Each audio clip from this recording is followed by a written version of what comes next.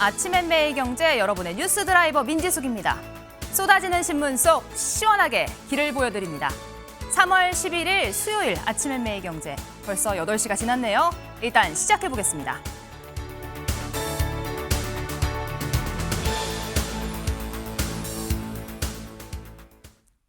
네, 매일경제 일면입니다. 얼마 전 국회를 통과한 3차 상법 개정안에 따라 대기업들이 잇따라 자사주 소각 결단에 나섰다는 소식입니다. 여기 삼성전자는 16조 원, SK는 5조 원 규모라고 하는데요. 매일경제 다음 신문 한번 같이 보실까요? 내용을 보시면 두 거장, 이렇게 매일경제에서 두 회장들이 갖고 있는 자사주 보유량이 여기 적혀 있습니다. 1억 500주, 이 중에 8,700만 주를 팔아서 이게 16조 원 규모. SK 경우에는 5조 원 규모가 지금 자사주 소각 예정입니다. 이 전문가들은 이렇게 자사주 소각이 되면 주가가 부양될 수 있는 가능성이 있다. 2차 주가 밸류업 기대된다라는 전망이 나오고 있습니다. 다음 신문 보시죠. 네, 다음은 동아일보입니다. 트럼프 대통령 짧은 소풍이라고 표현하기도 했었는데요. 이미 짧지가 않습니다. 전쟁 곧 끝날 거다라고 이야기를 했는데 조금 전 들어온 속보 먼저 전해드리도록 하겠습니다. 네, 트럼프 대통령 이란에 있는 기뢰 부설 선박 10척을 완파했다라는 소식이 들어왔습니다. 이게 무슨 말이야 싶으실 텐데요. 기뢰라는 건 함선이나 잠수함이 지나갈 때 바닷속에서 터지는 바닷속 폭탄이라고 보시면 됩니다. 이란에서 이 호르무즈 해협 부근에 이 기뢰를 설치하려고 배를 띄웠는데 트럼프 대통령 이것들을 격파했다라는 소식이 지금 들어와 있습니다. 오늘 가장 격렬한 날이 될 수 있다라고 하는데 이거의 전초전일까요? 한번 지켜봐야 될 것 같습니다. 다음 기사 보겠습니다. 서울입니다. 이재명 대통령 이런 상황에서 우리나라에 있던 미군 무기가 반출됐다는 상황 어제 인정했습니다. 이 반철의 뜻을 관철시키지 못했다라고 이야기했는데요. 대통령 이야기 직접 듣고 오시죠. 주한미군이 자국의 군사적 필요에 따라서 일부 방공무기를 반출하는 것에 대해서 우리는 반대 의견을 내고는 있지만 또 우리 의견대로도 전적으로 관철할 수 없는 것도 엄연한 현실입니다. 네, 우리나라에 있던 어떤 무기가 나갔는가 보면요. 가장 관심을 쏘였던 게 이 사드 관련된 내용이었죠. 여기 사진을 보시면 설치되어 있는 사드 미사일들이 이동하기 위해서 원래 이렇게 16개 정도가 탑재가 되어 있죠. 옆에 사진을 보시면 이 미사일들이 조각조각 나와 있는 상황입니다. 이동을 위해 준비를 하고 있는 모습이 이렇게 카메라에 포착이 된 상황입니다. 이런 상황에 저희가 조금 전 들어온 또 다른 속보 다시 전해드리도록 하겠습니다. 북한에서 지금 이란 상황에 대해 말을 아끼고 있었는데 모즈타바 승계를 공식 지지한다라는 북한의 성명이 나왔습니다. 지금까지는 이란 상황 조금 멀리 떨어 지켜보고 있는 상황이었는데 메시지를 냈고요. 이란 인민의 권리와 선택을 존중한다라는 뜻을 밝혔습니다. 여기에 어제 최연호에서 전략 순항미사일 발사했다라는 소식도 함께 전해졌는데요. 자유의 방패 우리나라에서 훈련하고 있는지 하루 만에 이렇게 전략적으로 무기 폭격에 나선 상황입니다. 네, 다음 신문 이어가 보겠습니다. 경향입니다. 중동의 위기 상황 생각보다 길어지고 있습니다. 이재명 대통령 어제 조기 추경 카드를 뽑았다라는 소식인데요. 일률적 유류세 인하만으론 잡을 수 없다라면서 앞으로 조금 빠르게 이 물가를 잡고 기업에 부응시키기 위해서 추경에 나서겠다라는 소식이 전해졌습니다. 다음 신문 보겠습니다. 저희가 어제 전해드렸죠. 이 노란봉투법 첫 시행일이었는데요. 찐 사장 나와 안 나오면 파업한다. 이렇게 어제 서울 수도권에서만 8곳에서 6천 명이 넘는 사람들이 이렇게 파업에 나섰다라는 소식입니다.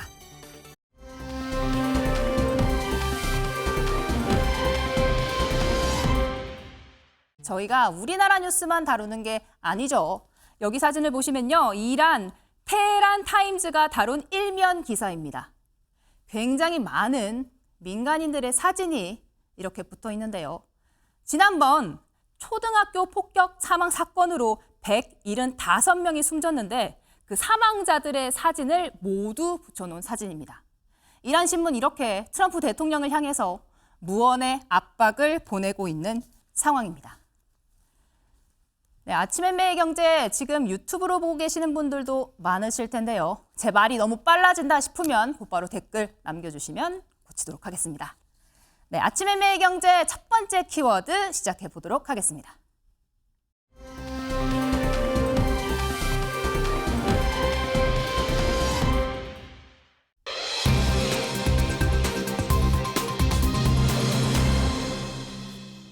가장 격렬한 날입니다.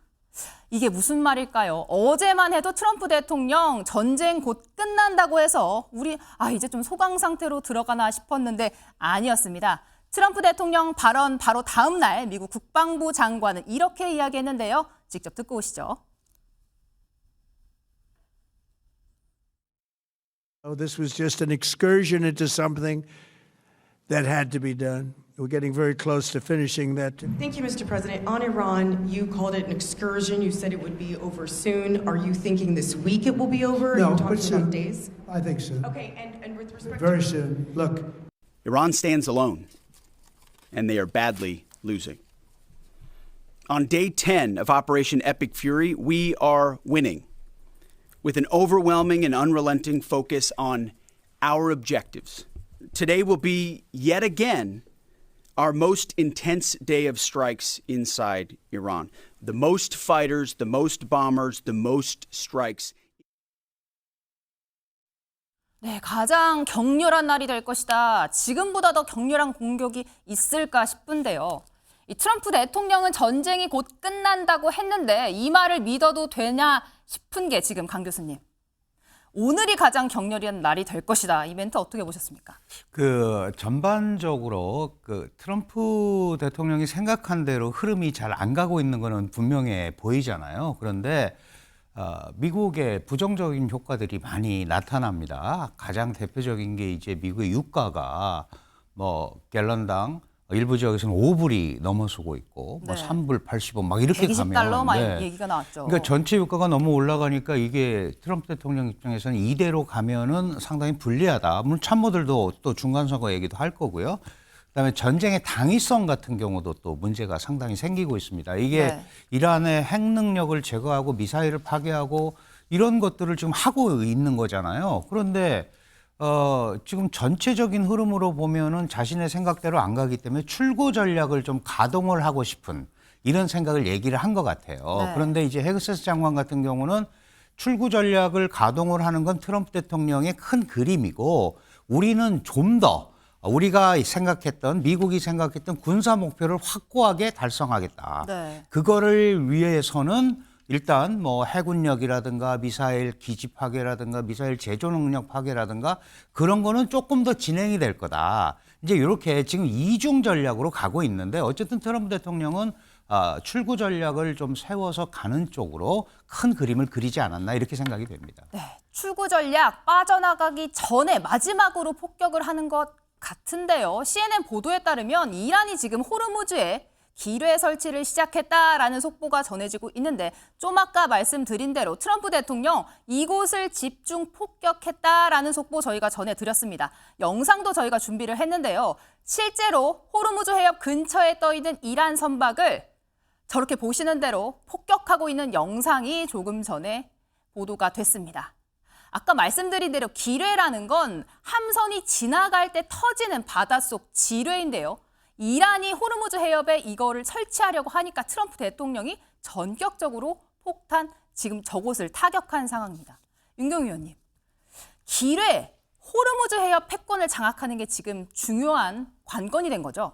실제로 호르무즈 해협이 봉쇄가 될 경우 전 세계에 미칠 영향, 지금은 위험만으로도 그쪽을 오가는 유조선들의 숫자가 확 줄었잖아요. 네. 근데 이게 완전히 봉쇄가 되고 특히 또 이란이 지금 얘기한 것처럼 기뢰까지 설치를 했다라고 현실화되면 정말 그걸 위험을 무릅쓰고 갈 유조선은 급감을 할 테니까. 네. 그러니까 지금 상황에서는 미국도 이란이 실제로 호르무즈 해협을 완전 봉쇄를 하는 상황까지는 가지 못하도록, 그래서 초창기에 나왔던 게 미군 군함을 보내서 직접 호의를 하도록 호의하겠다. 하겠다. 근데 그 말이 지금 얼마나 먹히고 있느냐, 이것도 사실은 관건일 텐데요. 그러니까 지금 미국 국방장관 또는 뭐 트럼프 대통령, 지금의 미국과 이란의 이 전쟁은 어떻게 보면 말이 앞서는 게 훨씬 많잖아요. 네. 왜 그럴까? 지상군 병력을 아직까지 투입을 하지 않았기 때문에. 그러니까 이게 본격적인 전쟁으로 가기 전 상황이니까 네. 저는 가장 큰 분기점은 미국 내에서 지상군 병력을 투입을 해야 된다. 그리고 실제로 지상군 병력이 들어가는 순간 지금 미국 내에 퍼져 있는 반전 여론이라든지 아니면 기타 의회 내에서의 반대 목소리, 이런 것들이 상황이 달라질 것이기 때문에 그 전조 단계에서 바로미터가 지금 네. 호르무즈 해협에 대한 완전 봉쇄 여부, 이게 아닐까라는 생각이 듭니다. 네, 호르무즈 해협 열척 완파했다. 추가 타격도 예정되어 있다라고 트럼프 대통령 조금 전에 또 SNS에 글을 올렸습니다. 이 강 교수님, 사실상 트럼프 대통령이 전쟁을 끝내고 싶어도 상대가 있잖아요. 이란이 있는데 셀프 종전이 가능한 건가요?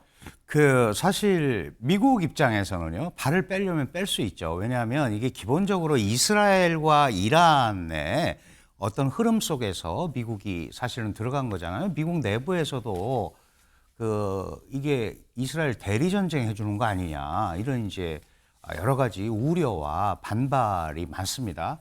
트럼프 대통령이 나올 수 있는 방법은 있어요. 우리가 이란에 결정적인 타격을 가했고 이란한테 충분한 교훈을 줬고 이란이 네. 가지고 있는 여러 가지 미사일 제조 능력이라든가 핵 제조 능력이라든가 이런 것들을 충분히 우리의 목표를 달성했기 때문에 승리를 선언하고 나오면 되는데, 문제가 뭐냐 하면 네. 기본적으로 그 틀을 통해서 하고 싶었던 게 레짐 체인지란 말이에요.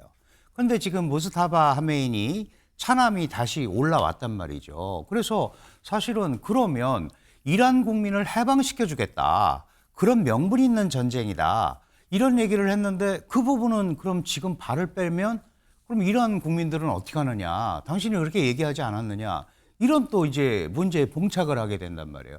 그런데 트럼프 대통령은 또 그런 말을 했어요. 그거는 이란 국민들이 좀 나서서 했으면 좋은데 네. 우리가 거기까지 하기는 좀 그렇다. 지금 아주 여러 가지 방식을 시도를 하고 있는 것 같아요. 네. 크루드 반군을 동원하려다가 그런 것도 또 사실 쉽지가 않고, 그래서 실질적으로는 일단 군사 작전에 성공했다. 그리고 완전히 이란의 능력을 어느 정도 군사적 목표를 달성했다. 여기에는 이제 호르무즈 해협 얘기까지 들어갑니다. 지금 아마 항공모함 전단을 또 하나 준비를 해서 보내려고 네. 하는 것 같아요. 이 문제가 잘 안 되면 미국이 호르무즈 해협 자체를 장악하는 것도 방법이다, 그런 얘기도 있거든요. 이제 그런 정도가 되면 아마도 발을 뺄 수 있는 그런 수순이 되지 않을까 생각이 됩니다. 네, 그래서일까요? 트럼프 대통령의 입이라고 하는 레빗 대변인 이런 이야기를 했는데요. 직접 듣고 오시죠. Now, the U.S. military is moving to dismantle Iran's missile production infrastructure, but ultimately the operations will end when the commander-in-chief determines the military objectives have been met, fully realized, and that Iran is in a position of complete and unconditional surrender, whether they say it or not. 네, 저희 매일경제 신문을 한번 볼까요? 트럼프 대통령은 이 군사 목표 대부분 달성이 됐다라고 이야기를 했습니다. 어제 이야기를 보면 그렇기 때문에 조만간 베리순 전쟁이 끝난다, 마무리 수순에 있다라고 어제 이야기를 했습니다. 호르무즈 해협 관련해서도 아까 이야기하신 것처럼 미군이 장악하는 것도 생각을 하고 있다라면서 여러 가지 발언들을 했는데요. 김철현 의원님, 이런 상황에서 사실상 군사 목표 대부분 달성이 됐는데 이란은 아직 항복을 하지 않았어요. 조금 전 레빗 대변인 이야기를 들어보면 근데 명백하게 항복을 하지 않아도 미국이 판단하기에 목표를 달성하면 전쟁 끝난다. 이거 맞는 걸까요? 그러면 저는 이란에서는 당연히 새 지도부가 들어섰기 때문에 결사항전을 주장하고 있거든요. 그렇기 네. 때문에 저는 이란에서는 뭐 미국에서 전쟁을 끝내지 않는 이상 계속적으로 본인들이 전쟁을 수행하겠다고 하는 의지를 밝히는 건 당연하고, 다만 저는 트럼프 대통령이 전쟁의 목표를 이제 낮춘 걸로는 보이거든요. 네. 그러니까 당초 처음에는 레짐 체인지도 있고 또 핵무기 개발을 저지하겠다고 했는데 실질적으로 하메네이는 참수됐지만 그 위에 더 새로운, 더 강력한 지도부가 들어서게 됐고요. 네. 핵무기 시설 같은 경우에도 보면 핵 시설에 대한 공격은 됐지만 실질적인 소프트웨어에 해당하는 그 뭐 이 고농축 우라늄이라든가 이런 핵물질들에 대한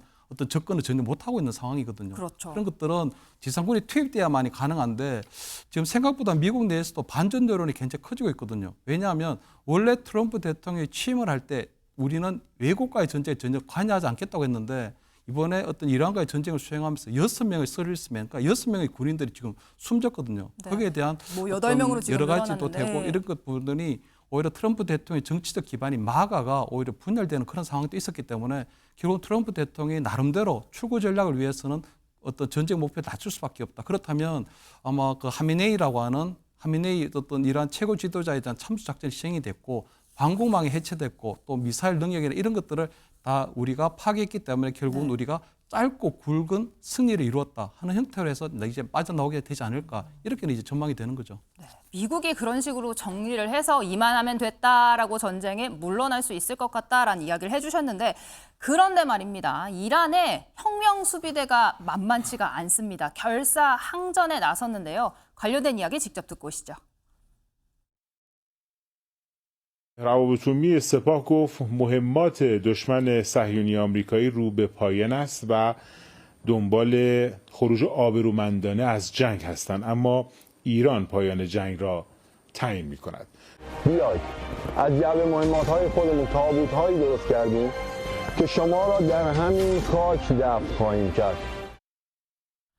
네, 관을 만들어 묻어버리겠다 무서운 이야기를 했습니다. 교수님, 이란 혁명 수비대가 끝까지 항전할 가능성도 지금 있을 것 같은데 어떻게 보십니까? 끝까지 항전을 안 할 수가 없죠. 왜냐하면 실질적인 사실 79년에 그 소위 이슬람 혁명 그러고 나서 기존의 군대를 못 믿겠다. 그래서 네. 만든 게 친위대 혁명 수비대거든요. 그러니까 이 정권의 가장 큰 버팀목입니다. 그리고 아시다시피 신정 체제에서 신의 대리인인 호메이니 1차적으로 그다음에 하메네이 이렇게 왔잖아요. 네. 여기에 대한 강력한 친위대 세력으로서 신의 정치를 대신하는 거거든요. 그러니까 이란의 모든 분야에 대해서 다 관여를 하고 뭐 일부 얘기를 들어보면 혁명 수비대가 19만인데 이란 GDP의 거의 40%를 장악을 하고 있다. 절반 가까이네요. 네. 예. 그럼 이제 이런 상황에서 지금 새로운 지도자를 옹립을 했는데 이 부분을 결사항전을 하지 않을 수가 없는 것이 이란의 입장이고 그 핵심에는 혁명 수비대가 있을 수밖에 없다. 그렇다면 지금 이 상황에서는 특히 트럼프 대통령이 강경하게 나오면 나올수록 이란 내부에서도 새 지도부를 앞세워서 네. 혁명 수비대가 더 강한 항전의 의지를 보여줄 수밖에 없거든요. 그렇기 때문에 미국이 나가든 말든 뭐 전쟁이 끝났다고 하든 말든 전쟁 종결은 우리가 한다. 라는 이제 얘기가 그래서 혁명 수비대 입장에서 나오는 거다. 이렇게 이해를 하시면 돼요. 시작은 너네가 했을지언정 끝은 우리가 보겠다. 그렇게 이야기할 수 있다는 거죠. 그런데 이런 상황에서 저희가 뉴스 시작할 때 말씀드렸던 것처럼 북한이 움직이기 시작했습니다. 어제 전략순항 미사일 발사하는 장면을 김정은 위원장이 화상으로 지켜봤다라는 내용이 조금 전에 속보로 들어왔는데요. 지금까지 보면 사실상 최현우 미사일 참관했던 이 과정에서 지난 3일에도 한 번 있었죠. 이란 사태가 시작된 이후에 이런 공식 행보가 있었는데 조금 전 들어온 사진에 따르면 이 현장에 지금 김주애가 함께했다고 합니다. 은경 의원님, 이렇게 미사일 발사하는 현장 참관하는데도 딸을 데려갔습니다. 뭐 처음은 아닌 거고요. 그동안에 또 김주애가 다른 현장에서도 여러 차례 등장했고 이 직전에는 뭐 저격용 총이라고는 했습니다만 네, 총을 들고 있었죠. 위원장이 측근들에게 선물했다는 그 총 발사 현장에서도 장면이 나왔고요. 어찌됐든 지금 뭐 설왕설래지만 김주애를 후계자로서 뭐 옹립하기 위한 단계적인 작업 중에 하나다. 네. 근데 저는 김주애 등장보다도 오히려 북한이 순항미사일을 어저께 쏘는 그 장면이 더 의미 있는 것 같아요. 왜냐하면 북한이 쏜 순항미사일은 네. 핵무기를 장착할 수 있는. 그렇죠. 네. 그러니까 흔히들 이란과의 핵 협상 때문에 이 트럼프가 지금 이란을 때린 거잖아요. 북한에게도 만약에 당근과 채찍, 뭐 당근만 제시한다면 상관이 없지만 채찍으로 우리도 때릴 수 있다라고 위협을 한다면 북한 입장에서는 어떻게 대응을 할까? 그러나 북한이 지금 저렇게 순항미사일을 쏘는 장면은 우리에게는 핵이 있어. 함부로 건드리지 마. 이걸 어떻게 보면 과시하기 위한 게 아닐까. 전 그래서 어저께 김주애가 옆에 있다는 저 장면보다는 하필 이 시점에 북한이 자기들이 갖고 있는 순항미사일을 네. 대외적으로 저렇게 쏘는 걸 과시하는 거. 그게 더 의미가 있어 보인다라는 생각이 들어요. 네, 김 의원님 보시기엔 어떻습니까? 핵 무력 강화한 상황. 지금 원래는 이란 전쟁 일어난 직후에 시멘트 기업 방문해서 평온한 듯한 모습을 보였거든요. 뭐 이란의 지금 지도자가 수총됐다라는 사실은 전달하지 않은 채 이런 일상을 지나갔는데 이제는 최연호 항해시합 탑승한 걸 2차례나 보여줬다라는 건 어떤 의미가 있다고 보십니까? 일단은 저는 일단 어제부터 우리 한미 군사훈련이 시작이 됐거든요. 그렇기 때문에 아마 거기에 대응하는 측면이 좀 있을 것 같고요. 네. 두 번째로 어쨌든 미국이 계속적으로 베네수엘라의 마두로 대통령에 대해서도 전격적으로 체포 압송하는 경우도 있었고 이번 이란과의 공격에 있어서도 보면 이 마웨이 여기에 대한 어떤 최고 지도자에 대한 참수작전 문제 시작됐기 때문에 네. 김정은 위원장 입장에서 볼 때는 본인의 어떤 정권 유지 차원에 있어서는 어떠한 부분들을 전 세계 또는 미국에 보여줘야 될 것인가에 대해서 굉장히 조금 포인트를 둔 걸로 보이거든요. 그건 아마 구축함에서 순항 미사일 쐈다는 거는 이게 우리가 지상에서 쏘는 것보다는 훨씬 더 자유롭게 이동을 하면서 핵무기를 쏠 수 있다는 것과 비슷하기 때문에 네. 이런 것들은 언제든지 미국 본토에 대해서도 핵무기를 공격할 수 있다는 굉장히 강력한 시그널을 줄 수 있다고 보이거든요. 그렇다면 아마 트럼프 대통령 입장에서 볼 때는 베네수엘라의 마두로 대통령이나 또는 이란과의 상대와 북한을 상대하는 방법은 완전 달라져야 되기 때문에 네. 이 김정은 위원장 입장에서는 미국에 대해서 트럼프 대통령에 대해서 우리가 베네수엘라나 이란하고는 전혀 다른 핵무기 능력을 실질적으로 갖고 있고 미 본토에 대해서도 핵무기 공격을 할 수 있다는 것들에 대한 강력한 시그널을 주게 되면 저는 아마 트럼프 대통령이 올해 3월 말이나 4월 초에 중국에 국빈 방문을 할 때 아마 김정은 위원장과 어떤 대화를 어떤 형태로 제시를 하게 될지는 모르지만 네. 그때 아마 김정은 위원장 입장에서 볼 때는 트럼프 대통령이 어떤 대화가 온다면 그때는 아마 만나게 될 수도 있거든요. 작년 11월 달에 트럼프 대통령이 우리 경주 아펙에 왔을 때는 그 네. 대화에 응하지 않았지만 만약 이번에 응하게 된다면 김정은 위원장으로 볼 때는 트럼프 대통령하고 언제든지 자리에 마주 앉아서 대화할 수 있는, 협상할 수 있는 강력한 협상 카드를 가지는 거기 때문에 아마 그런 부분에서 어제 아마 저런 참관 현장을 공개한 게 아닌가 이렇게는 보입니다. 네, 3월 트럼프와 김정은이 만날지 주목되는 상황인데요. 강 교수님, 이렇게 무력 북한이 사실상 미국을 향해 메시지를 계속 내고 있는 상황입니다. 지금 말씀을 잘 해주셨습니다만은 북한 입장에서는 우리는 베네수엘라, 이란하고 다르다라는 거를 미국한테 어필을 하고 싶은 거예요. 다르다. 네. 우리는 핵 보유국이다 이미. 그러니까 이란처럼 핵 폐기 협상을 할 대상이 아니다. 이제 그런 얘기를 하는 거죠. 우리는 핵을 갖고 있다. 게다가 지금 아주 중요한 말씀을 해주셨는데 사실은 5,000톤급 구축함을 2척을 진수를 시켰어요. 네. 하나는 동해, 하나는 이제 우리 서해에다 놨는데 이 5,000톤급 구축함에서는 미사일 발사가 가능하고 이 크루즈 순항 미사일에는 소형 핵탄두를 장착을 하면 이게 핵미사일이 되는 거거든요. 그러니까 시스템 자체가 다르다. 지금 화면에 나오시는 북한이 주장하는 우리는 국가 핵무력 운용 단계에 이미 들어왔다. 개발자가 아니라 실질적으로 현실적으로 쓸 수 있다라는 걸 강조를 하는 겁니다. 거기에 이제 한미연합훈련도 있고 이런 거에 대해서 우리는 다른 형태로 접근해 달라라는 메시지를 미국한테도 보내고 한국한테도 보내는 거다. 이렇게 이번 흐름을 보면 되고 김주애를 사실 그전에 많이 데리고 왔잖아요. 네. 그리고 한 2번 이제 넘어갔어요. 그런데 지난달에 북한에서 9차 당대회가 있었습니다. 그리고 김여정을 이 소위 여동생 김여정을 중앙위원회 부장으로 승진을 시켰어요. 그래서 급을 하나 올려줬단 말이에요. 네. 그러면서 아마 나름대로 또 균형을 잡아가는 그런 차원이 있는 것 같아요. 아직 너무 어리고 그렇기 때문에 어떻게 될지는 모르지만 어떤 흐름은 가지고 가려고 하는 그런 것 때문에 자꾸 저렇게 그 공식석상에 데리고 다니지 않나 이렇게 생각이 됩니다. 네, 윤경 의원님.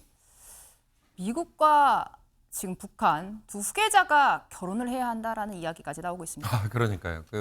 오늘 아침에 SNS를 달군 얘기 중에 트럼프에 대한 미국 내 여론이 얼마나 싸늘한지 이를테면 아까 지상군이 아닌데도 불구하고 이번에 간접적인 원격 타격만 하는 과정에서도 미군 종사자가 처음에 6명, 7명, 지금 8명까지 네. 사망했다는 거잖아요. 그리고 뭐 장례식 장면이 비춰지고 그럴 때일수록 미국 내 반전 여론은 높아지잖아요.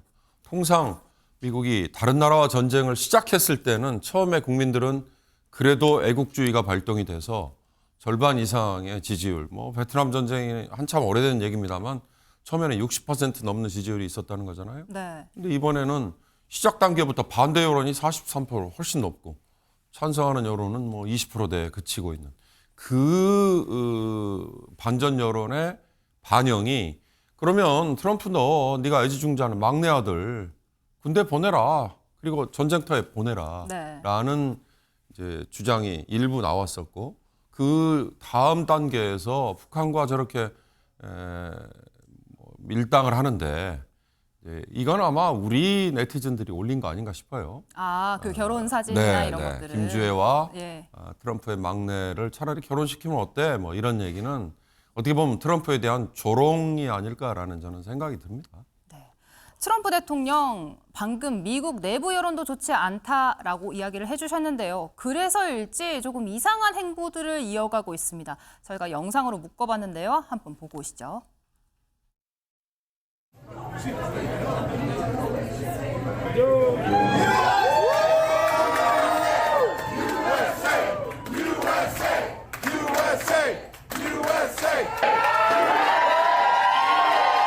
So what do we get to eat?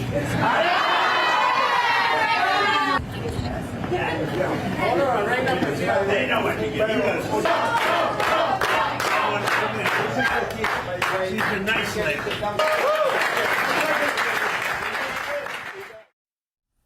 네, 강 교수님, 지금 베네수엘라 식당을 찾았어요. 트럼프 대통령이. 뭐 전에 주말에 골프 치고 뭐 춤추고 이런 영상들은 나왔는데 햄버거집 다음에 또 저렇게 식당을 찾았습니다. 근데 그 식당이 공교롭게도 마이애미 인근에 있는 이 베네수엘라 이미지자들이 많이 가는 곳이라고 하는데 어떤 의미일까요? 사실 베네수엘라 마두로 축출은 이제 나름대로 미국으로서는 마약 카르텔과 뭐 이제 이런 적에 대해서 명분이 좀 있었어요. 마약과의 전쟁을 계속했고 그다음에 로드리게스라는 다른 정치 세력과 충분히 교감을 하면서 마두로를 축출을 한 거거든요. 이제 그런 의미에서 베네수엘라의 민주화라든가 이런 쪽에 이제 충분한 명분을 부여하고 했단 말이에요. 근데 이제 이란 같은 경우는 지금 말씀들 다 하셨습니다마는 이스라엘에 넘어간 거 아니냐, 이스라엘에 대한 대리 전쟁이 아니냐, 이제 네. 이런 거에 대한 것 때문에 여론이 나빠지고 있잖아요. 그러니까 저는 베네수엘라라든지 이런 관련 남미 이민자들과의 소통 이런 걸 보여줌으로써 이 명분을 좀 더 강화하고 이게 일방적인 어떤 흐름의 공격이라든가 축출 작전이 아니었다라는 걸 좀 보여주려고 하는 거죠. 네. 그런데 지금 이 이란 같은 경우는 그 명분 싸움에서 계속 지금 밀리고 있단 말이에요. 그 여러 가지 상황을 보면 저런 거를 보여주는 건 좋은데 지금 이제 나오지만 전쟁을 수행하는 대통령답지 않은 행동들을 또 많이 한단 말이에요. 맞습니다. 이제 그런 것들이 미국의 일반 여론이나 이런 면에서 보면 네. 좀 이해하기가 어려운 기본적으로. 왜냐하면 이전에 바이든이나 이 오바마 같은 경우는 의회 설득이라든가 정치인 설득 같은데 굉장한 공을 들였거든요. 근데 트럼프 대통령은 매우 일방적입니다. 이제 이런 것 때문에 미국 내에서도 상당한 반발 내지는 우려가 있는 거다 이렇게 보면 될 것 같습니다. 네, 지금 여기 사진을 보시면 쿠웨이트에서 숨진 미군들이 지금 이렇게 운구함을 옮기고 있는 상황입니다. 이런 상황에서 지금 트럼프 대통령이 저렇게 시장을 돌면서 음식을 사면서 뭔가 농담을 던지고 있는 상황. 국민일보 보시면요. 전쟁 중에도 골프, SNS, 금기 깬 전시 리더십이 도마에 올랐다라고 합니다. 그리고 지금 일련의 뭔가 발언들을 할 때요. 공식 석상이 아니라 사실상 본인의 말어라고 리조트에서 이런 전쟁 상황을 계속 전달했거든요. 윤 의원님이 보시기에 이게 사실 뭐 미국 스타일이라고 해야 하나 트럼프 스타일이라고 해야 하나 이해를 할 수가 없는 이런 내용들은 어떻게 보셨습니까? 글쎄요. 트럼프 스타일이죠. 그러니까 오죽하면 타코라는 얘기도 있잖아요. 트럼프는 말은 앞세우고 처음에는 요란하지만 그 다음에 그냥 흐지부지 되는, 그러니까 치킨 아웃이라는 게 그냥 꼬리 내리고 도망가는 이런 건데, 네. 글쎄요, 마라라고라는 곳이 이미 백악관에 버금가는 트럼프의 집무실처럼 됐지만 사실은 공사가 뒤섞여 있는 거 아닙니까? 근데 이 전쟁 상황에 대한 보고와 중요한 이 결정도 마라라고에서 내렸다. 이거는 도덕적으로 충분히 비판과 비난을 받을 만한데, 거기다가 전쟁을 치르면서 한쪽에서는 자기가 명령을 내린 걸 수행하는 군인들이 전사를 하는 상황에 네. 본인은 골프를 즐기고 있다. 그거는 아무리 트럼프를 지지하는 사람이 보기에도 이거는 맞지 않는 거다. 뭐 이런 거니까 저는 뭐 트럼프의 이런 행동들이 과연 오래 지속될 수 있을까? 왜? 이번 11월에 미국은 중간선거라는 큰 분기점이 있잖아요. 그러나 이번 이 미국이 이란을 공습하는 이 상황 이전에도 몇몇 대도시에서 치러졌던 이 시장 선거라든지 아니면 뭐 하원, 상원, 보궐선거 같은 거에서 공화당 지지 지역에서조차 패배하는 이런 상황이 벌어졌기 때문에 네. 이번 중간선거에 만약에 트럼프가 이 전쟁에서 보여줬던 이런 장면들에 대한 이 무책임함이 반영이 된다면 아마 만만치 않을 거다라는 생각이 듭니다. 네, 트럼프 대통령 이렇게 정치적인 위험뿐만 아니라요. 지금 이란의 안보 수장이 이런 이야기를 했습니다. 이란은 당신의 공허한 위협을 두려워하지 않는다라면서요. 트럼프 대통령 이게 이란의 지금 하메이니 숙청한 상황이 지금 아들도 숙청하는 거 아니냐 이야기가 나왔는데 당신 스스로나 제거되지 않도록 조심하라 이렇게 이야기했습니다. 강 교수님, 아까 이란 혁명 수비대 끝까지 항전할 거다 이야기를 했는데 지금까지 트럼프 대통령 사실 목숨 위협받는 상황이 여러 번 있었는데 그때마다 이란이 배후에 있다라는 이야기 있었어요. 네, 그전에도 그런 얘기가 계속 나왔고 어쨌든 이란이 그 중동 국가 중에서는 뭐 중동 내부에서도 그 시아파 수니파라는 뭐 이런 구조도 있고 또 이스라엘과 이란이 정말 적대적 공존을 하는 거거든요. 그러면 이제 미국은 이스라엘을 지켜줘야 된다는 입장이니까 당연히 이란 차원에서는 트럼프가 굉장히 중요한 적이 될 수밖에 없는 상황이에요. 네.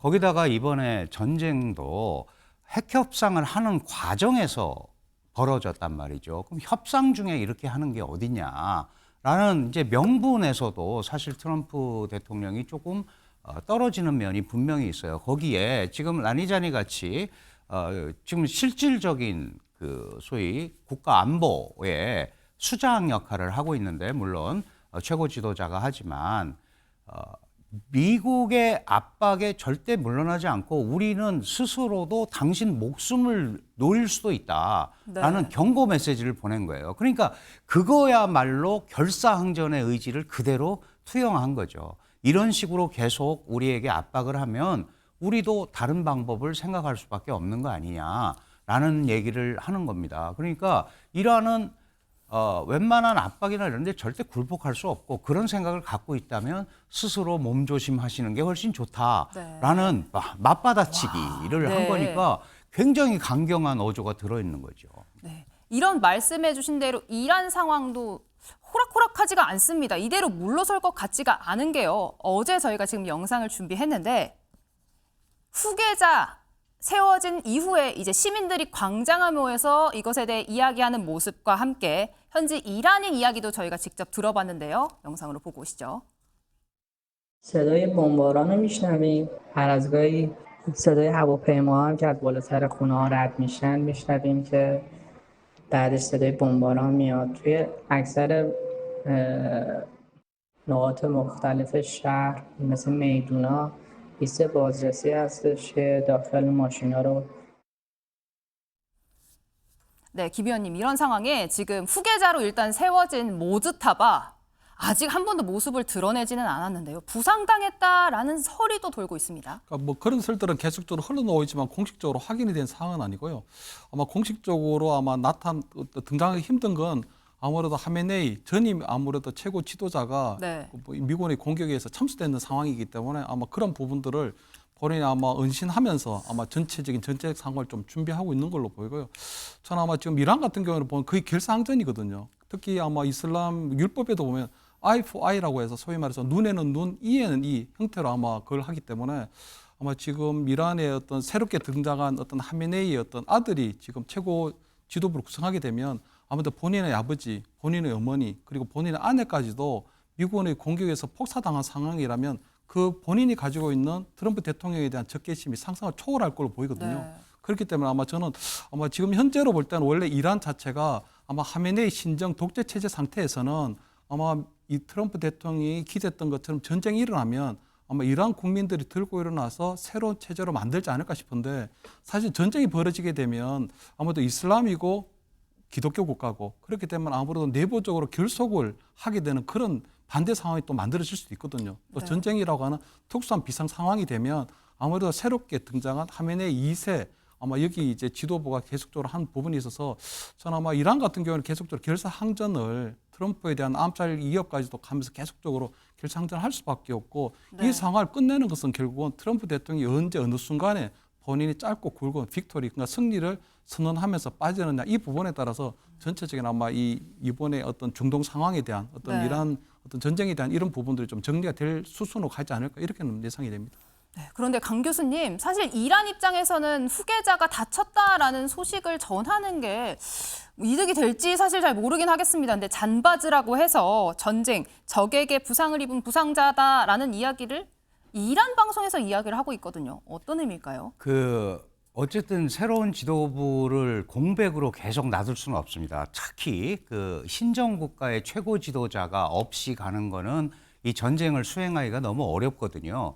물론 그 이슬람 혁명이라는 게 팔레비 왕조의 세습 왕조를 깨고 새로운 형태로 국가를 만들겠다고 한 건데 그 아들한테 또 물러가는 돌아간 부담도 있어요. 네. 그럼에도 불구하고 이번에 강조하는 거는 이제 한 2주간의 공백 이거를 메우면서 그런데 이란 국영 TV가 부상당했다고 얘기했잖아요. 아마 네. 지금 나오는 얘기는 뭐 옆방에 있거나 그런 얘기도 있었죠. 가까운 데 네. 있어서 부상을 당한 건 확실한데 목숨만 건졌다. 예. 어떤 상태든 간에 우리는 이 지도부를 구성을 했고 이 지도부를 중심으로 항전을 하겠다라는 의지를 대외적으로 공표를 하는 거죠. 이거는 유고로 있는 거하고 병상에 있든 어쨌든 지도부가 구성된 거하고는 전혀 다른 개념이거든요. 이 새로운 지도부가 이제 모스타파 하메네이에 의해서 구성이 되면 이제 새로운 그 강요들 내각이 제대로 구성이 될 거 아니겠습니까? 왜냐하면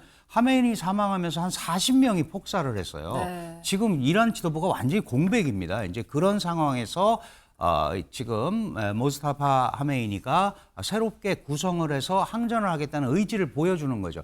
다만 나타나기까지에는 조금 여러 가지 상황이 여의치는 않은 것 같아요. 네.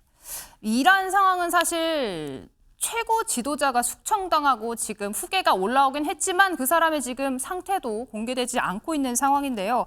그런데 트럼프 대통령 일가들은 지금 이런 모습들을 들이고 있어서 세계적으로 비판을 받고 있습니다. 저희가 영상으로 준비했습니다. The U.S. stands with all of the children throughout the world. I hope soon peace will be yours.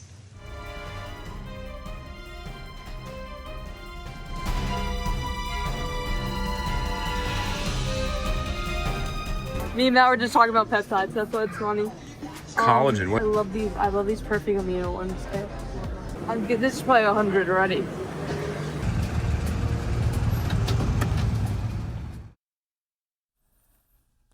네, 여러 영상들을 한 번에 보여드려서 조금 헷갈리실 것 같은데요. 저희가 트럼프 대통령 일가 3대 논란, 큰 대자가 아니라 3대입니다. 멜라니아 트럼프 좀 전에 보신 것처럼 이란 초등학교 폭격 직후에 세계 아동 인권을 이야기하면서 위선적이다라는 비판이 나왔죠. 좀 전에 이야기하신 것처럼 이 베런 트럼프 아들이 이번 전쟁에 참전을 해야 한다라면서 군 입대하는 AI 합성 사진도 이렇게 확산이 됐었습니다. 트럼프 대통령 본인은 골프장에 갔었고 또 다른 아내 이바나 트럼프 아래에 2명의 아들이 있는데요. 네, 어제 보도된 또 다른 소식에 따르면 이 두 아들 도널드 트럼프 주니어와 에릭 트럼프가 군용 드론 업체에 투자했다라는 이야기가 있습니다. 윤 의원님, 이게 지금 미국에서 미국산 드론을 만들겠다라고 1조 원이 넘는 국가 사업을 진행하고 있는데 트럼프가 대전쟁을 시작하고 아들이 그 드론 업체에 투자를 했다, 어떻게 보십니까? 뭐 직접적인 이해 충돌의 소지가 있는. 네. 그러니까 왜냐하면 중요한 정보를 조금 더 빨리 취득할 수도 있고요. 그러나 트럼프 두 아들의 그동안의 여러 투자 행보 이런 거는 요란했죠. 이를테면 뭐 가상화폐에 대한 투자라든지, 있었죠. 그다음에 에너지 업체 뭐 관련해서라든지.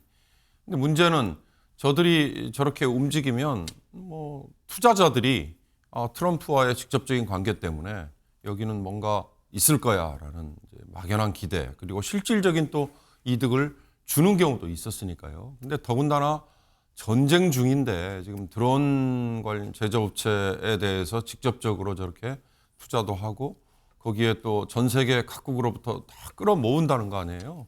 그러니까 저는 뭐 트럼프 일가의 부도덕성을 얘기하는 가장 상징적인 게, 저는 미나브 아까 그 초등학교 네.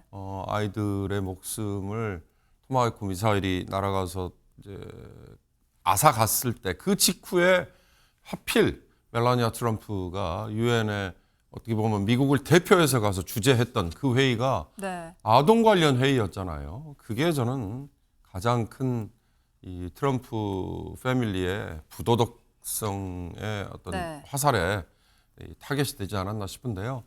모르겠습니다. 미국 국민들이 트럼프 일가의 이런 것들은 아니 뭐 그 사람들은 그런 사람들이야 라고 넘어갈지, 아니면 아까 거듭 말씀드립니다만 이번 중간선거에 철퇴를 내릴지 저는 주목하고 있습니다. 네, 11월 중간선거 결과가 정말 기다려지는 상황입니다.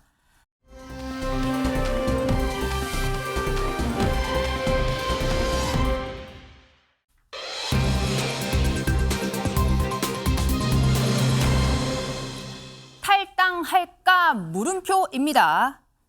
신문 한번 보실까요? 경향입니다. 결의문 존중한다는 장동혁, 절윤 후속 조치 요구엔 침묵입니다. 여기 사진이 한 장 있죠. 어제 김태흠 지사를 만나러 직접 찾아갔습니다. 장동혁 대표 저렇게 뭔가 할 말이 있는 듯한 표정인데 결의문을 낸 이후에 이 관련된 요구에 대해서는 이틀째 침묵하고 있는 상황입니다. 장동혁 대표의 모습 저희가 영상으로 준비했습니다. 우리 국민의힘 국회의원 전원은 아래와 같이 결의합니다. 잘못된 12.3 비상계엄 선포로 인해 국민 여러분께 송구한 마음으로 사과드립니다. 여러 가지 어려운 상황 속에서 정리되지 않은 상태에서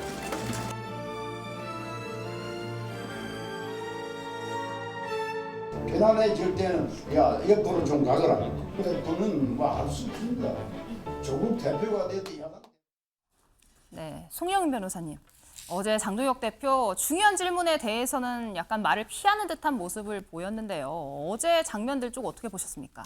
일단 국민의힘이 의원총회를 통해서 계엄과 관련된 입장을 채택하고 결의문으로 낭독을 하지 않았습니까? 그러나 네. 장동혁 대표가 그 결의문을 읽지 않고 사실은 서 있기만 했죠. 그리고 어제 많은 언론인들로부터 현장에서 질문을 받았지만 그 질문에 대한 답을 회피하는 듯한 모습으로 일관했습니다. 수석 대변인이 입장을 발표했고 그것으로 가름하겠다라고 하는 취지였는데 결국에는 장동혁 대표가 본인의 입으로 계엄은 잘못되었고 윤 어게인과 절연하겠다라고 하는 그 언어를 말하지 않는 모습을 국민들께서 보시면서 네. 그 결의문의 진정성이라고 하는 것에 대해서 많은 의구심을 가졌을 것 같아서 매우 우려됩니다. 사실은 그 메시지 자체가 그 윤석열 전 대통령이 정치적으로 복귀한다는 것은 이미 불가능한 일 아닙니까? 법원에서 무기징역을 선고받았어요. 그런데 그 정치적 복귀에 관한 일체 주장에 반대한다고 하는 것은 제가 우리 아침의 매일경제 앵커하지 않겠다는 것과 똑같은 이야기입니다. 일개 패널이 어떻게 앵커를 하겠습니까? 네. 불가능한 것을 반대하면서 그것을 메시지라고 내놓는 것이 효용이 의문시되는데 당대표가 그 내용마저도 본인의 입으로 말하지 못하는 상황, 대단히 안타깝고 답답하게 느껴집니다. 네. 그래서일까요? 이 장동혁 대표의 결의문 소식을 전해들은 한동훈 전 대표는 이렇게 이야기했습니다. 윤 전 대통령은 무기징역 선고를 받고 수감되어 있고 당분간 그 수감 상태가 유지될 가능성이 대단히 높잖아요. 그런데 어떻게 정치적으로 복귀하겠습니까? 그건 이미 물리적으로 불가능합니다. 법원에서까지 반헌법적이라고 철퇴를 맞은 윤호규인 당권파의 잇따른 숙청 정치를 중단하고 그 숙청 정치의 책임자들을 교체해서 당을 정상화시키는지를 국민들께서 보실 거라고 생각해요. 몇몇에 대한 인사 조치 요청이 있었거든요. 첫 번째는 윤리위원장, 그리고 우리 대변인 한 분과 그리고 현재 재판 중인 여의도 연구원 부위원장에 대한 인사 조치 요구가 의원들을 통해 강하게 있었습니다. 저희가 요구한 게 아니라 중진 의원 등 다른 의원들이 하셨는데요. 여기에 대한 응답도 없었기 때문에 하든지 하지 않던지 간에 당대표가 어떻게 하겠다라는 입장 정도는 의원들과 국민 앞에 보여야겠죠. 네, 조윤선 변호사님, 지금 결의문 내용보다도 후속 조치가 있냐 없냐가 더 중요해진 상황입니다. 한동훈 전 대표를 비롯한 이 친한계 인사들에 대한 징계 다 취소해야 된다라는 이야기가 나온대요. 지금 배현진 의원도 김도우 의원도 이야기를 하는 부분에 대해서 어떻게 생각하십니까? 당연히 그러한 조치가 취해야겠죠. 이 절윤인 절연이라고 하는 것은 말로 하는 것이 아닙니다. 말이 아닌 행동으로 보여줘야 되는데요. 그 바로미터가 그와 관련된 조치라고 하겠죠. 네. 인사 조치가 당대표가 취할 수 있는 가장 선명한 조치이기도 합니다. 여러 가지 친한계에 관련된 각종 징계와 관련된 절차가 있을 것이고요.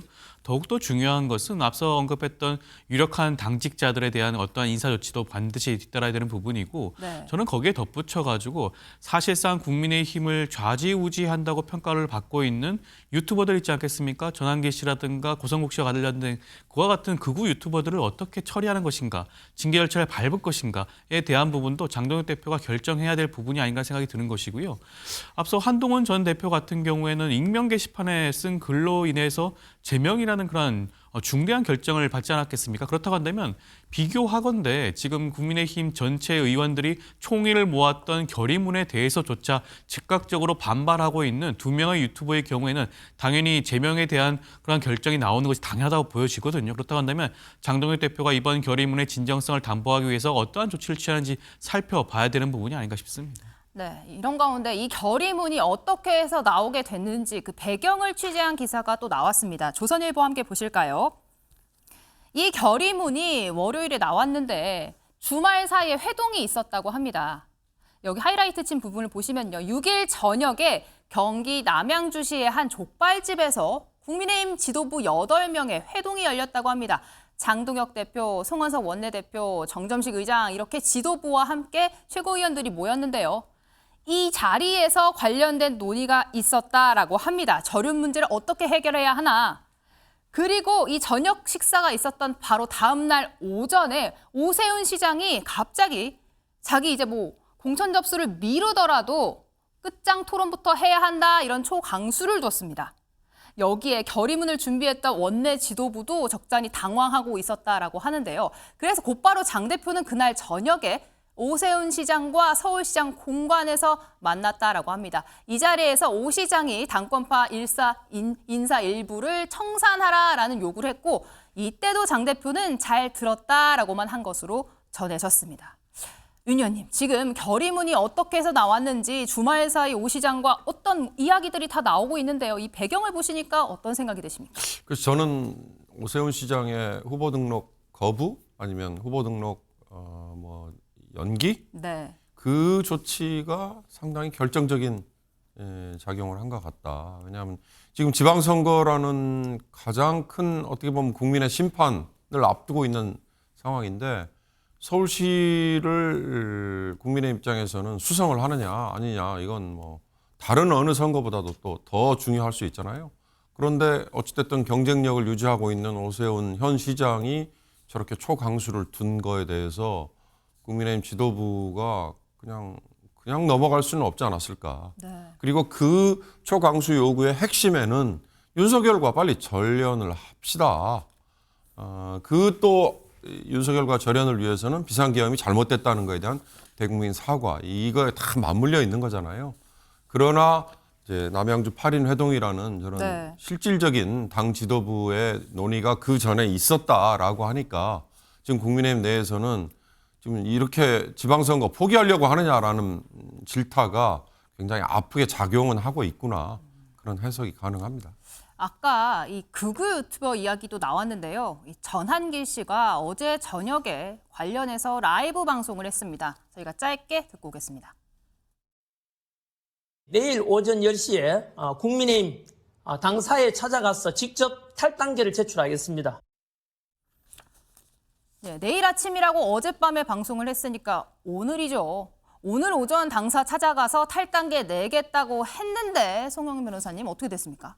오늘 새벽에 또 글을 하나 올렸죠. 새벽 2시쯤에 본인의 유튜브 채널에 게시물을 올렸는데 윤 전 대통령 변호인 측의 간곡한 만류로 탈당하지 않겠다 이런 입장을 간곡한 만류로. 낸 네. 것으로 알고 있습니다. 그런데 이런 장면은 우리가 기시감이 들어요. 지난 2월 9일에 어떤 일이 있었습니까? 전한길 씨가 그날 밤에 역시 글을 하나 올립니다. 김민수 최고위원과 점심 식사를 했는데 네. 그 식사를 통해서 오해를 풀었다라고 했거든요. 어떤 오해냐? 박성훈 수석 대변인이 계엄옹호 내란 세력, 부정선거 주장 세력, 윤어게인 세력과는 같이 갈 수 없다라고 했었는데 그것이 박성훈 수석 대변인의 개인 의견이다라는 입장을 전달받고 오해를 풀었다라는 거예요. 그러면서 본인이 장동혁 대표를 버리겠다고 하더니 또 입장을 바꾼 일이 그때 있었습니다. 네. 그리고 꼭 한 달 만에 지금 이런 일이 일어난 거예요. 그러니까 전한길 씨는 계속 당내에서 이른바 자신을 따르는 윤어게인 세력이 일정한 지분이 있다는 것을 확인시키려고 하는 정치 행위를 하고 있는 것으로 보입니다. 그런데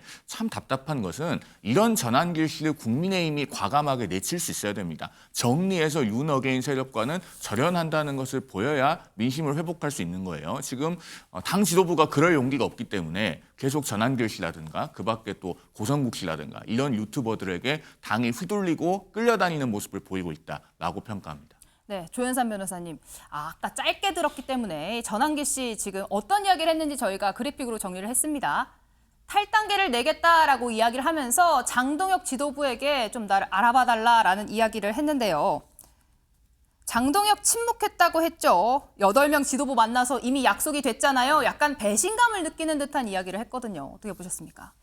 전한길 씨 입장에서는 충분히 그럴 수가 있겠죠. 장동혁 대표가 지금까지는 사실상 윤어게인 세력과 함께하는 모습을 보였습니다.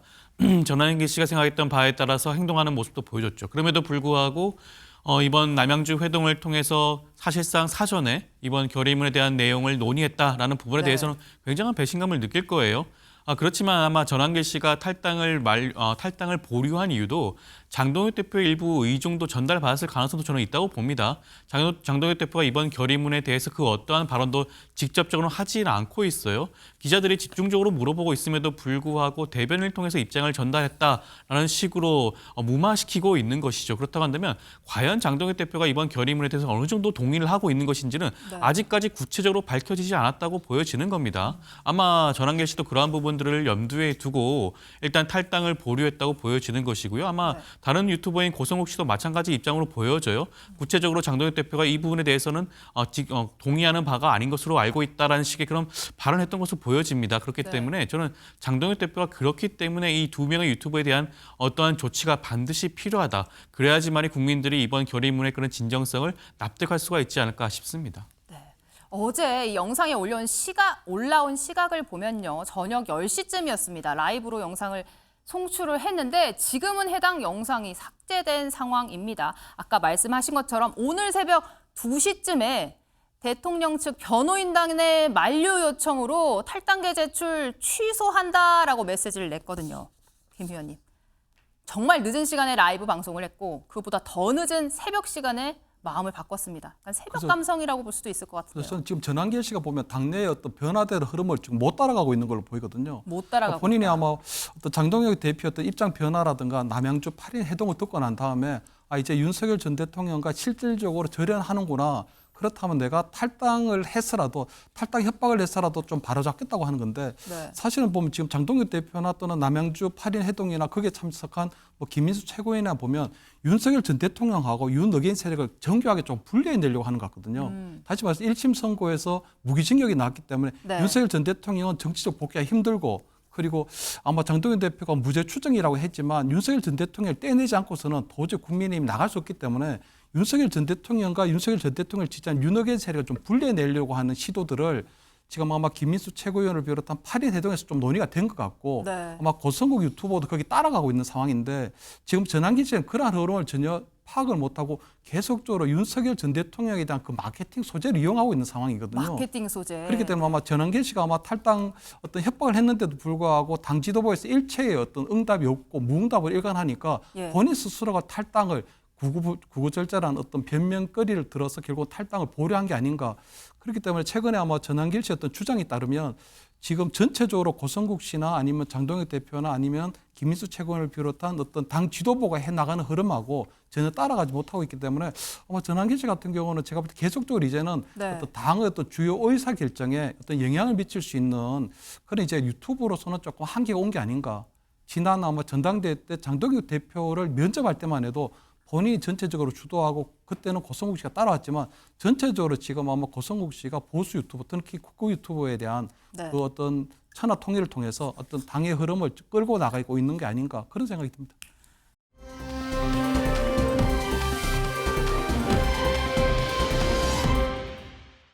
네. 조국 대 한동훈 두 사람이 지금 사진이 한 장에 담겨 있습니다. 어제 이 두 사람 SNS로 설전을 벌였는데요. 전직 법무장관 출신입니다. 저희가 SNS 글을 그래픽으로 준비를 했습니다.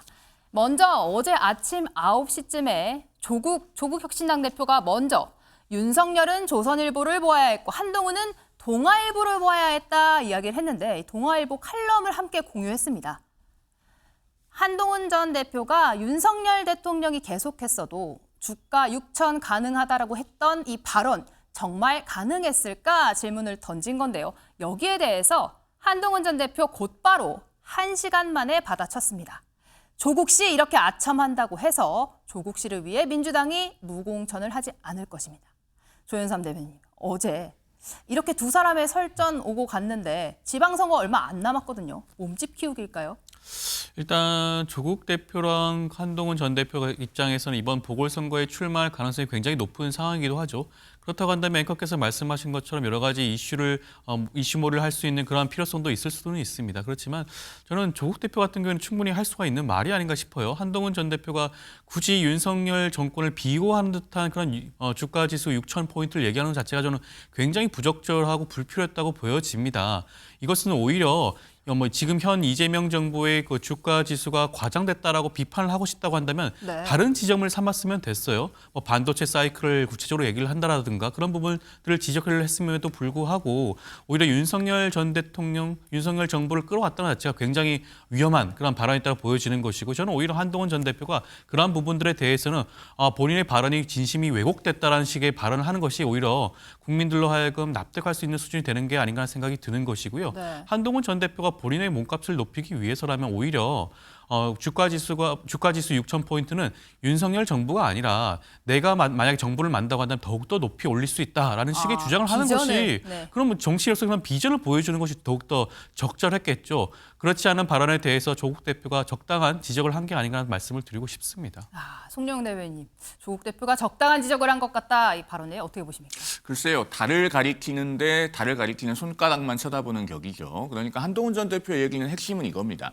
이재명 정부의 정책으로 인해서 코스피가 저렇게 폭등한 것이면은 사실은 여러 종목들이 골고루 비슷하게 올랐어야 되지 않겠습니까? 그런데 코스피가 작년 6월 2일부터 지난주 금요일까지 약 107%가 올랐습니다. 그런데 네. 같은 기간 동안에 삼성전자는 221%가 올랐고 SK하이닉스는 345%가 올랐어요. 그래서 삼성전자 우선주 그리고 SK하이닉스를 합하면 시가총액이 증가한 비율이 코스피 상승률보다 2.4배가 높습니다. 그리고 유가증권 시장 시가총액에서 차지하는 비중이 이재명 정부 출범하기 직전에는 23.74%였는데 지난주 금요일 기준으로는 35.8%예요. 20만 전자 100만 닉스 찍을 때는 이게 41%를 넘어갔다 오기까지 했습니다. 네. 그렇기 때문에 반도체 슈퍼사이클에 힘입어서 코스피가 저렇게 상승한 것을 두고 정권의 공인 것처럼 아전 인수를 할 것이 아니라 사이클이라고 하는 것은 상승도 있고 하강도 있게 마련이니 그러면은 반도체 경기가 내려왔을 때를 국가적으로 대비를 할 때다. 라는 이야기를 한 것인데 조국 대표가 트집을 잡고 있는 겁니다. 그리고 여기에 한 가지 덧붙이자면 저는 조국 대표는 아침에 매일경제를 보셔야 된다고 생각합니다. 왜? 제가 잊어버린 거를 하나 상기시켜 드리려고 하거든요. 네. 조국 대표는 그 한동훈 전 대표가 토론 제안했을 때 대장동 항소 포기에 대해서 토론 거절했잖아요. 장동혁 대표하고 토론하기로 했었잖아요. 그거 언제 합니까? 약속 언제 지키냐? 빨리 좀 하셨으면 좋겠습니다. 은경 의원님. 어제 두 사람의 설전이 오고 갔는데 사실 한동훈 전 대표는 당 안으로 돌아오겠다라고 이야기를 했거든요. 이렇게 계속 장외에서 싸우는 게 도움이 된다고 보십니까? 노이즈 마케팅 같아요. 철저하게. 지금 한동훈 전 대표 입장에서는 국민의힘으로부터 내침을 당한 셈이잖아요. 그리고 한동훈 대표의 추종 세력이라고 하는 배현진, 그다음에 김종혁 전 최고위원 등등도 당원권 정지, 물론 법원에서 뭐 가처분 신청을 받아줘서 일부 보류된 것도 있긴 하지만 등등을 감안해 보면 한동훈 전 대표 입장에서는 지금 절박한 상황이죠. 더 절박한 건 본인이 원내 교두보를 이번 6월에 치러져야 되는 일부 지역의 재선거 또는 보궐선거를 통해서 원내 교두보를 확보를 해야 되는 거고, 그건 조국 현 대표죠. 조국혁신당 대표 역시 마찬가지죠. 네. 조국혁신당은 비례대표만으로 구성되어 있는데 지역구 확보를 한다면 본인이 차기의 뭐 대선 후보로서의 뭐 입지를 더 공고히 하는 것도 있고, 그러니까 한동훈, 조국 두 사람은 지금 상당한 중량감을 인정을 받고 있습니다. 왜냐하면 지지층이 확실히 있으니까. 그러나 둘 다 지금 기반은 없는 거죠. 어떻게 보면 원내에. 예. 그런 점에서 저 두 사람은 지금 전형적인 노이즈 마케팅을 하고 있는 거 아닌가. 저는 그런 측면에서 앞으로 이런 식의 노이즈 마케팅은 당분간 계속 이어질 것 같아요. 선거 때까지 계속될 것이다. 김 의원님, 이렇게 부산 북구 갑에 최대 사파전이 이루어질 수 있다라는 전망 언론에서 계속 보도하고 있거든요. 현실적으로 가능하다고 보십니까? 저도 어제 그 SNS 공방을 보면서 이번 지방선거 때 부산에서의 어떤 부산 대전이 현실화될 수도 있겠다. 아하. 그런 가능성이 커졌다고 보이거든요.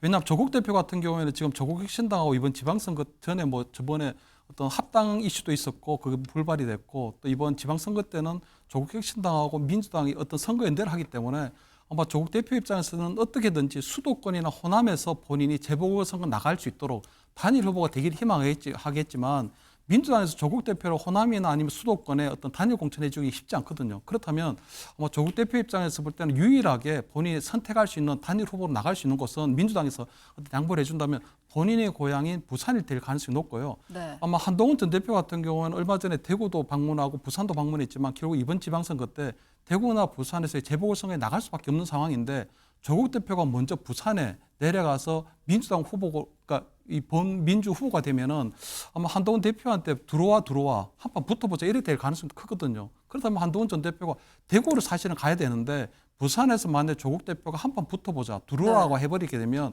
아마 기세상 안 나갈 수는 없는 상황에 몰릴 수 있다고 보이거든요. 그렇다면 한동훈 전 대표 대 아마 조국 대표 간 사이에 아마 부산 대전도 현실화될 수 있는데, 다만 저는 국민의힘에서 후보를 안 낼 일은 없고요. 다만 저는 박민식 전 의원보다는 장동혁의 오른팔 장해찬 여의도 연구원에 부원장을 내보낼 가능성이 크다고 보이거든요. 왜냐하면 어제 의원총회에서도 보면 전류 선언도 있었지만 절한을 유지한다는 그런 얘기도 있었기 때문에 결국은 국민의힘에서 후보를 내지는 않고 결국은 후보를 한번 낼 텐데, 아마 한동훈 전 대표가 총선 때 가장 어떤 공천 피해를 입었다고 하는 장해찬 아마 후보를 낼 가능성도 있지 않을까, 이렇게는 전망이 됩니다. 네, 손요원 대변님 할 말이 있으신 것 같은데요. 조국 전 대표는 부산에 출마하지 않을 겁니다. 저는 확신합니다. 왜냐하면 확신한다. 그분의 정치 이력을 보면은 굉장히 위험 회피적인 인물이에요. 2019년에 조국 사태가 있기 전에도 당시의 여권 내부에서는 조국 전 민정수석이 부산에 출마해서 영남 지역 선거를 견인해줘야 된다는 의견이 있었습니다. 그러나 본인이 법무부 장관을 결국은 선택한 것 아니겠어요? 그리고 2024년에 본인이 조국혁신당을 만들 때도 자기 이름이 들어간 당에서 비례대표 2번을 받았습니다. 네. 4번이나 6번도 아니고 남자 1번에 해당하는 비례대표 2번을 받았어요. 그렇게 지극히 위험 회피적인 선택을 해온 이력에 비춰보면은 저는 조국 전 대표는 지금 전라북도에서 이른바 조국혁신당 조국 대표 군산 출마 추진위원회라고 하는 게 만들어졌잖아요. 그런 것처럼 결국 호남에 출마하게 될 것이라고 봅니다. 결국 호남에 출마하게 될 것이다. 부산 대첩이 이뤄질지 호남에서 붙을지 이런 내용 지켜봐야 할 것 같습니다.